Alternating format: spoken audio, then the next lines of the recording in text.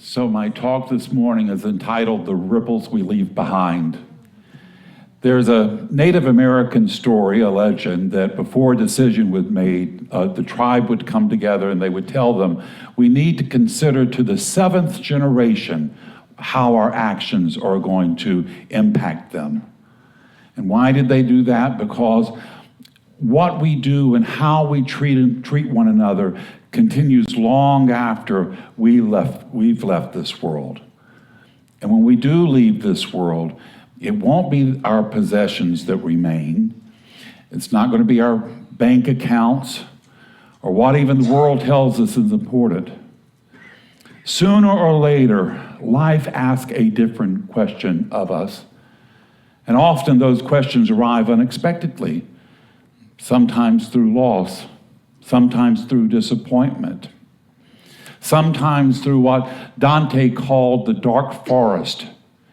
In his Divine Comedy, he wrote, "Midway upon the journey of my life, I found myself in a dark forest, for the straight way forward path had been lost." Or, as Diana Ross sang with the Supremes in her song, The Happening, when the fickle finger of fate came along and burst my pretty balloon. It's called The Big Chill. You might remember that movie. And however it arrived, life eventually asks us, what remains? What's important? Now, last week, I had the privilege of officiating a memorial service. Now, I'm a bit strange as a minister. That probably doesn't come as a surprise to most of you. Because the truth is, I would rather do a memorial service than a wedding service any day of the week. I know that sounds strange, but here's the thing. Memorial services always start on time. Weddings seldom do. You don't have somebody coming out to you, hang on for 15 more minutes, the corpse wants some more makeup. You get that with weddings. You also don't have the mother of the bride at a funeral either, and let me tell you. So I was at a service for a dear friend, Bill Napier. Many of you knew him. He served on our board. He was an amazing, lovely guy. And I had worked with him closely. He was on our board. I thought I knew him well. But when I listened to his family talk about him, I realized there was a depth to his character that I didn't fully appreciate. There was more to the story. And I found myself so moved by what they had to say about him, his boys and his granddaughters. Not because he was a perfect man, because they were describing a human being that loved deeply, a man that had showed up for his family, a man whose kindness had been woven into the lives of the people around him. And what struck me wasn't simply who Bill was. What struck me was how the people he had loved so loved him. It's like what the wizard tells the Tin Man in The Wizard of Oz. A heart is not judged by how much it loves, but how much it's loved by others. In other words, love is an action. We've got to be out. We've got to be making a difference. And that became very clear to me of how Bill lived his life and how his love was shown in the way that his family talked about him and how they treated one another. And then it made me realize something. We really never know where our love will show up and where it will end and where it begins and where it expands. Bill's sons, they organized the service. And as they talked about his life, they, of course, talked a lot about their mom, because Bill and she had had a long relationship and had dearly loved one another. And you saw them, the pictures of how they had met in college and how they had gone through their life and how they had aged and changed. And she died early on. And then two other women came into his life. And the boy spoke warmly of those two people, Elizabeth and Jerry. And they could have easily ignored that chapter of his life. A lot of times, kids from a first relationship will do that. They could have ignored it, and instead they embraced it. They honored the love that came into his life. They were grateful that he had had that additional love in his life. And it made me realize that Bill's love was still moving through the generations. His boys talked about the lessons they had learned from him in quiet moments. And the most remarkable thing is Bill probably never had an idea that those moments would resonate and was so meaningful to them. Most of us don't. One of the boys talked about how he and his dad had gone on a long road trip, and that Bill had decided they would listen to the novel War and Peace on the road. War and Peace. That's not a casual book. That's a commitment.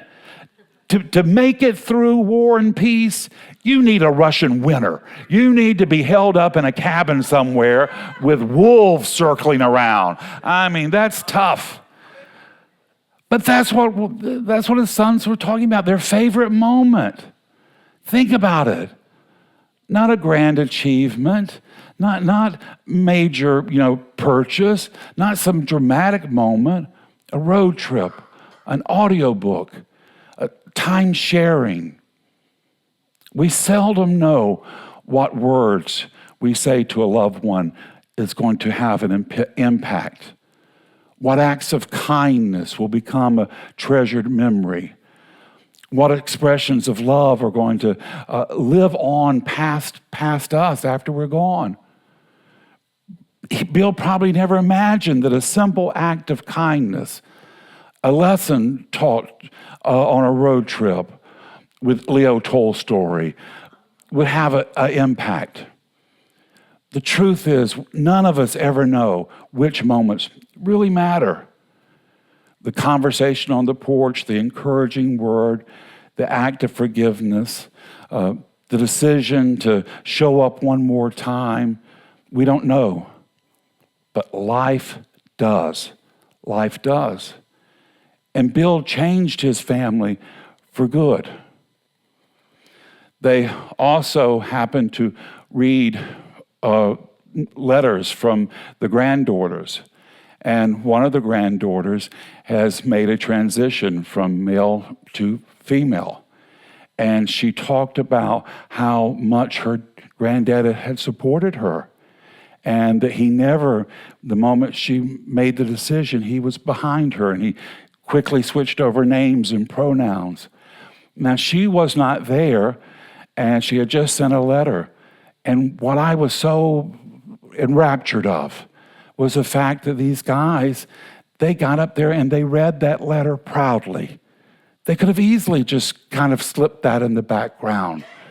But Bill showed them to be proud of love, no matter how it shows up, to stand by love.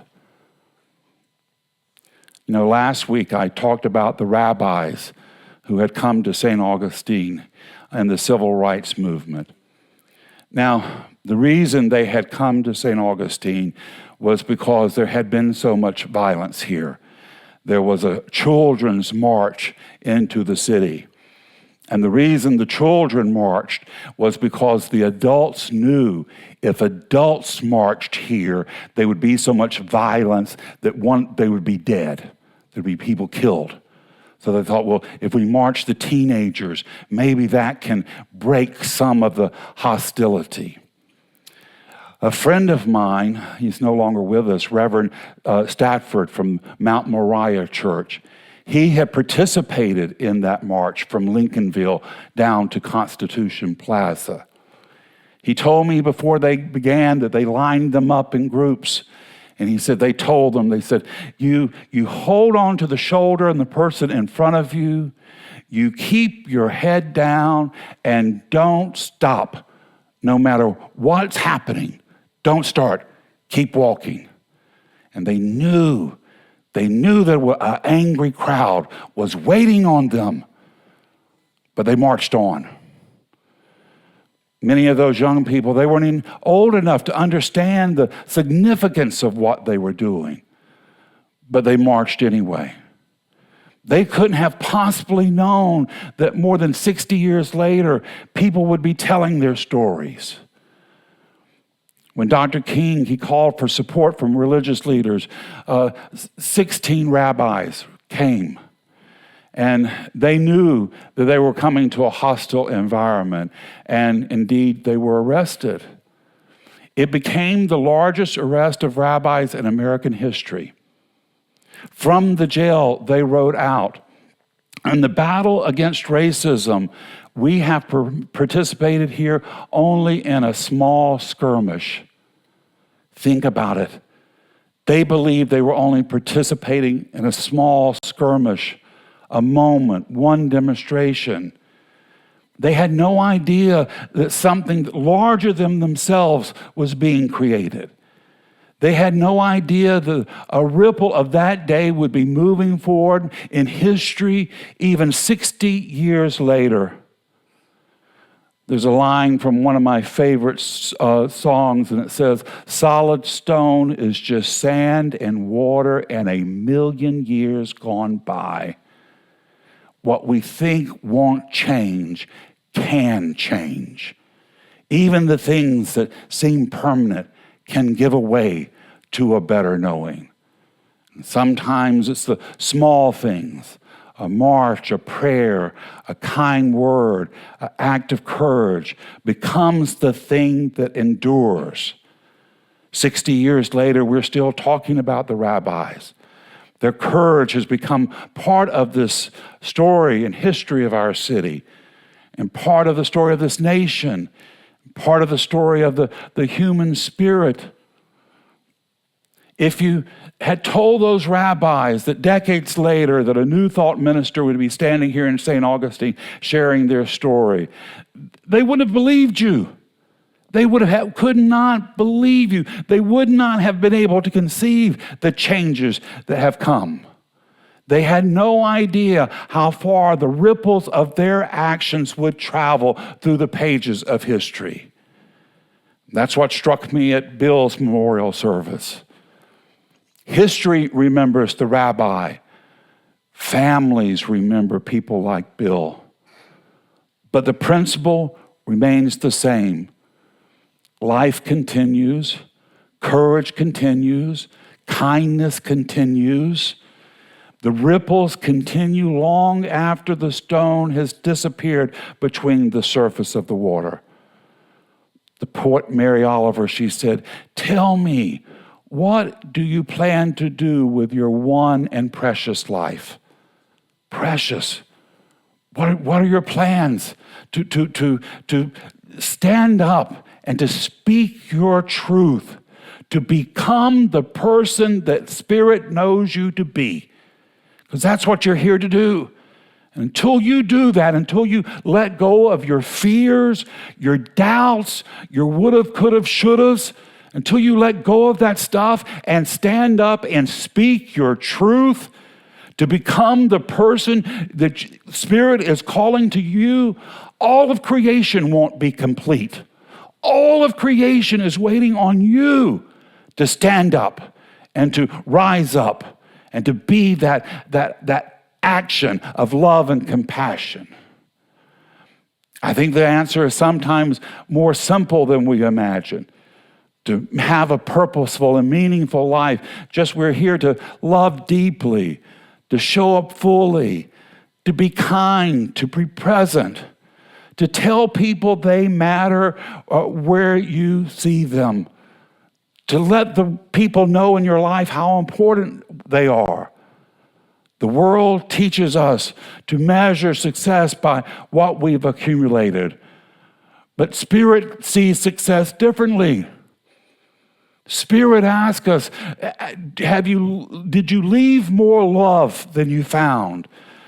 Did you encourage someone who was discouraged? Did you lift a burden from someone's shoulder? Did you help someone discover their own light? Is the world a better place because you were in it? Because in the end, what survives is not what we owned, it's what we gave. Not what we acquired, but what we shared. Not the titles we held, but the lives we touched. Christ understood this. He said, you are the light of the world. You notice he didn't say you will become the light. He didn't say you're going to be the light after you're forgiven, after all your sins are washed away. He said, you're the light of the world now, as you are. See, we've allowed the world to tell us we're broken, we're wounded, we're damaged goods. We got to get over that. The world needs us to stand up right now. The world needs as much of our light as possible right now. And light does what it does naturally. It shines forth. And the darkness has no argument with the light.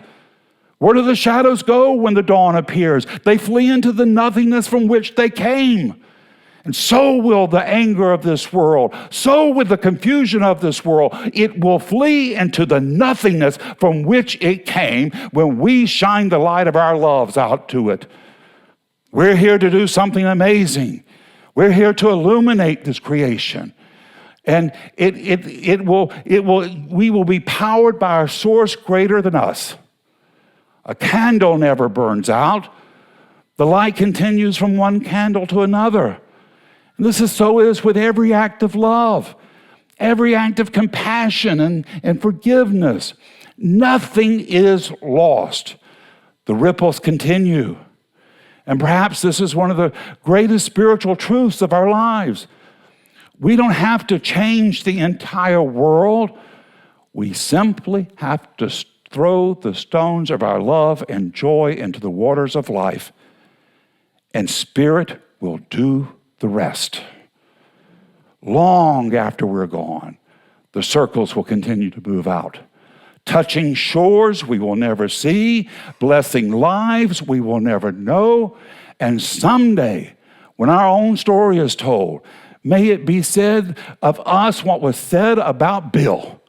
We weren't perfect. We weren't famous. We might have not been that wealthy, but we were well loved. We showed up. We made life brighter for the people around us. We gave out compassion. We gave out courage. We gave out respect. Because in the end, that's the legacy that will endure. That is the ripple that never ends. 7 generations from now, no one will remember our bank account. But they won't remember our job title. They won't remember the things we accumulated or we thought we were important. But the love we gave, the courage we showed, the lives we touched will still be moving through the world, still be impacting life. Like circles spreading across the still pond, like light passing from one candle to another. That's the blessings we give out in the world, and those will continue long after we've been forgotten. Our souls will grow and thrive, knowing that we have come and we have done our part. We have shared the love that God has shared with us. We have shared the light that Spirit has shared with us, and we will join in the celestial chorus, singing out for eternity, Emmanuel, Emmanuel, God with us. This is what we've come to do, and we're well on our way of doing it. It's the truth. It's the truth in your life this morning. It's the truth in mine, and so it is. Thank you. Thank you.